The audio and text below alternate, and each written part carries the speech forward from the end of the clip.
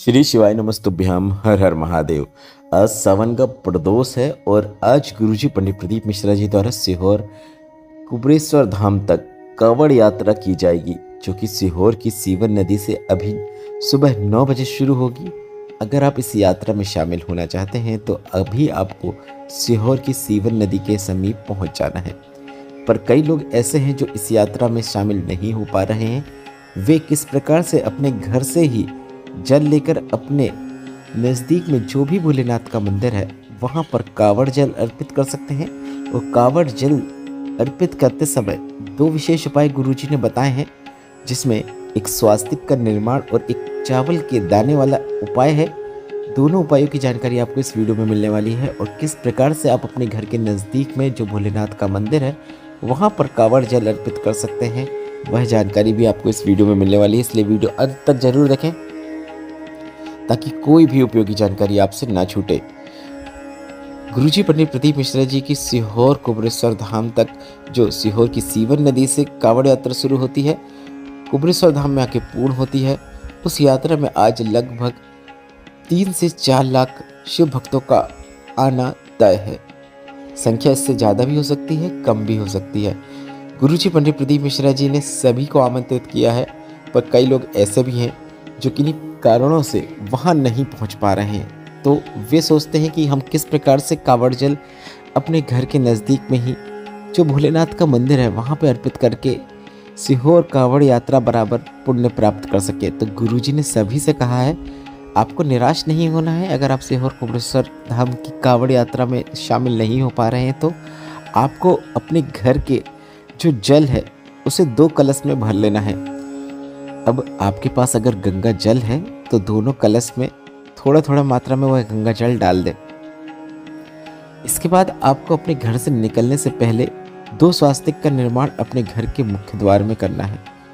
मुख्य द्वार के दोनों ओर स्वास्तिक का निर्माण कर सकते हैं। एक हल्दी का बनाना है, एक रोली का बनाना है। अगर रोली नहीं है तो दोनों हल्दी के बना सकते हैं, या फिर हल्दी पिसी हुई नहीं है तो आप दोनों रोली के बना सकते हैं। पर अगर एक हल्दी का स्वास्तिक और एक रोली का स्वास्तिक बना रहे हैं तो काफ़ी अच्छी बात है। अपने घर के मुख्य द्वार के दोनों ओर 2 स्वास्तिक का निर्माण करने के बाद आपको अपने घर से 2 कलश जल लेकर कांवड़ यात्रा के लिए निकलना है। अगर आप किसी कांवड़ यात्रा में शामिल होने वाले हैं तो आप सीधे वहाँ जा सकते हैं। अगर आप कांवड़ यात्रा में शामिल नहीं हो रहे हैं, नज़दीक के भोलेनाथ के मंदिर में जा रहे हैं, तो आप वहाँ पर जा सकते हैं। पूरे रास्ते में आपको बम बम भोले, बम बम भोले, बोल बम का नारा है, बाबा एक सहारा है, इस प्रकार से भोलेनाथ के नाम जाप, मंत्र जाप करते हुए आपको आपके घर के नज़दीक में जो भी भोलेनाथ का मंदिर है वहाँ तक 2 कलश का जल लेकर पहुँचना है। जब आप भोलेनाथ के मंदिर पहुँच जाएंगे, वहाँ पहुँचने के बाद आपको भोलेनाथ के शिवलिंग पर श्री शिवाय नमस्तुभ्यम बोलते हुए, नमः शिवाय बोलते हुए, ओम नमः शिवाय बोलते हुए दोनों कलश का जल एक साथ शिवलिंग पे अर्पित कर देना है। यह कांवड़ जल अर्पित करने का एक विशेष तरीका है। गुरुजी पंडित प्रदीप मिश्रा जी ने इसी प्रकार से शिवलिंग पर कांवड़ जल अर्पित करने को कहा है। दोनों कलश का जल अर्पित करने के बाद आप एक कलश में जल की थोड़ी मात्रा प्राप्त कर लें और उसके बाद आपको अपने घर आना है। घर आने के बाद आपने अपने मुख्य द्वार में दोनों ओर जो 2 स्वास्तिक का निर्माण किया है और आपने जो मंदिर से जल प्राप्त करके लाए हैं, या फिर कांवड़ जल अगर कहीं आपने चढ़ाया है उसे प्राप्त करके लाए हैं, तो उस जल के कुछ बूंदों का छींटन आपको उन दोनों स्वास्तिक में कर देना है। इसके बाद आपको अपने घर में प्रवेश कर लेना है।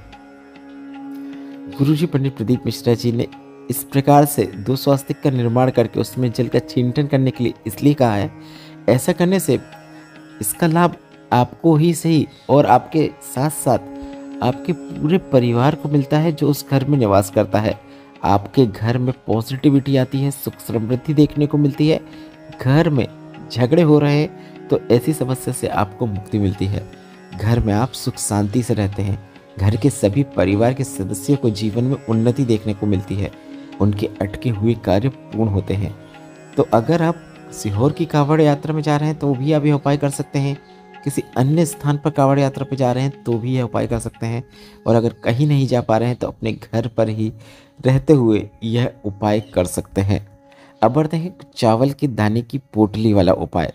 चावल के दाने मतलब गुरुजी ने कहा है कि आप 11, 21 या फिर 108 चावल के दाने अपने, यदि महिलाएं हैं तो साड़ी के पल्लू में एक पोटली बना के बांध लें, पुरुष हैं तो किसी रुमाल में बांध लें।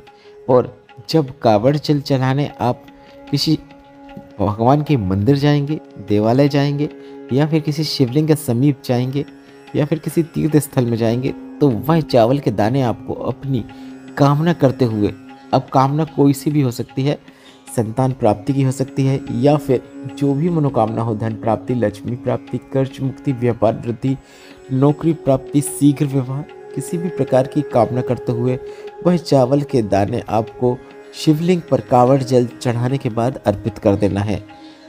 बस इतना ही करना है। आपको वो चावल के दाने अपनी कामना करते हुए करना है। कामना करने से पहले और कामना करने के बाद श्री शिवाय नमस्तुभ्यम जरूर बोलें, या फिर आप नमः शिवाय भी बोल सकते हैं या फिर ओम नमः शिवाय भी बोल सकते हैं या फिर हर हर महादेव भी बोल सकते हैं। बस आपको अपनी कामना करने के पहले और बाद में भगवान का नाम जाप करना है, इस बात का आपको ध्यान रखना है।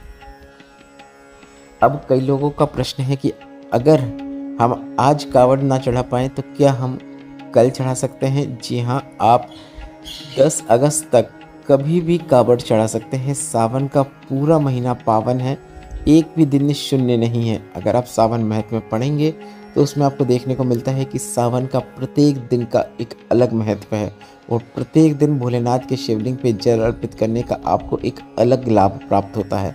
तो आपके पास अभी 3 से 4 दिन हैं। प्रतिदिन भी कावड़ जल अर्पित कर सकते हैं या फिर किसी विशेष तिथि जो आपको लग रही है उसमें भी कावड़ जल शिवलिंग पे अर्पित कर सकते हैं। आशा करता हूँ कावड़ जल से संबंधित ये दोनों उपाय आपको उपयोगी लगे होंगे।